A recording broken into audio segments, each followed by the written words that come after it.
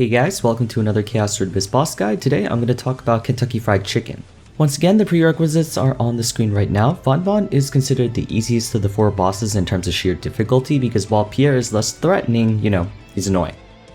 Let's get right into this boss since I think all the pleasantries are done and over with. I'm taking a much more concise approach for this video because I feel like I tend to ramble on a lot more for these boss guides when all I need to do is help you guys take them down.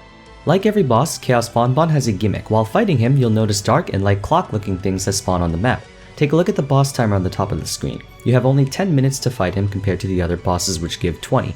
Count Bonbon is a time manipulator, so the theme of this boss is that you have to be quick and precise about taking him out. While these clocks are present on the field, if Bonbon stands on top of them, you will either gain or lose 5 seconds of time every second he is on the clock. While he's on a dark clock, you gain 5 more seconds up to a cap of 9 minutes and 59 seconds. While he's on a light clock, you lose 5 seconds. I'm sure it's self-explanatory by now. Keep him away from the light clocks and try to fight him in the dark clocks. Bonbon gains access to more attacks the lower his HP is. Like every Chaos Road boss, he starts off with 2 attacks and a teleport. After casting a few rotations of attacks or if he's far away from you, he will disappear and then reappear. A word of advice I have for you guys, never lose sight of Bonbon. He's at his most dangerous when you cannot see him. Bonbon's map is marginally larger than Chaos Queen and Chaos Pierre, so make sure you have him in your field of vision at all times. For his first attack, he whacks in front of him with his cane. Anyone hit by it lose half of their HP and are stunned for a few seconds. His next attack entails winding up his cane for a second, then launching a small white orb at you, kinda like an aura sphere. This orb is a one-hit KO, so steer clear of it. You can dodge it either by jumping over it or by ducking under it, both ways do work. But it's recommended to dodge by jumping instead of crouching for a very specific reason I will mention in a little bit.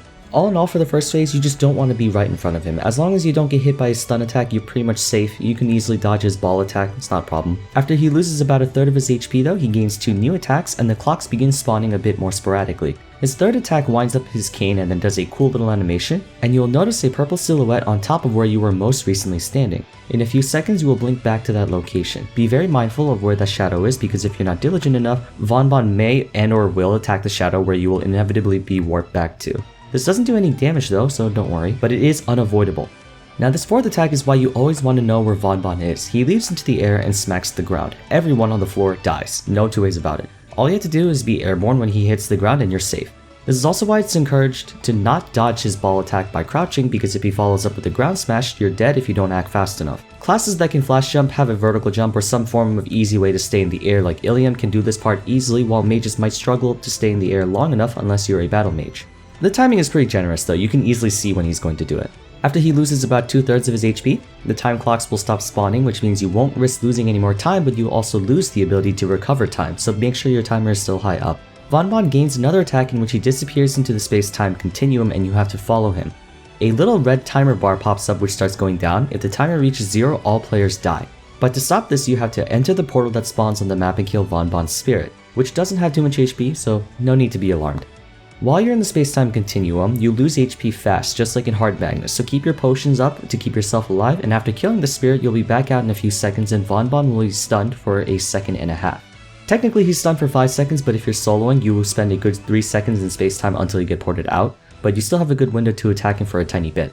Once Bonbon drops to about 10% of his HP, he stops using all attacks other than his ball attack and instead gains a completely different attack pattern. Clock-shaped debris fall from the ceiling in the same fashion that they do in Hard Magnus. The green and blue ones are relatively safe, but the purple ones are one-hit KO, and occasionally, like in Hard Magnus, these clocks can fall very fast. Bonbon disappears for a while, then reappears doing this huge tornado attack that is heavy knockback to all players that touch it. Keep your distance from him because you don't want to get knocked into any meteors. Ranged classes have absolutely no problem destroying him from afar, while melees need to be a bit more wary about their spacing. But I don't think that's an issue anymore just because all of the melee classes usually have some form of decently mid to long range attack, including their hyper skills or fit job, so you're fine, it doesn't matter. Bonbon will consistently be doing the same attack pattern until death. He disappears, reappears into a tornado. After the tornado attack, he will walk towards you if you're far away, and then he'll use the ball attack. Very simple. Just hit him with some damage and you're fine.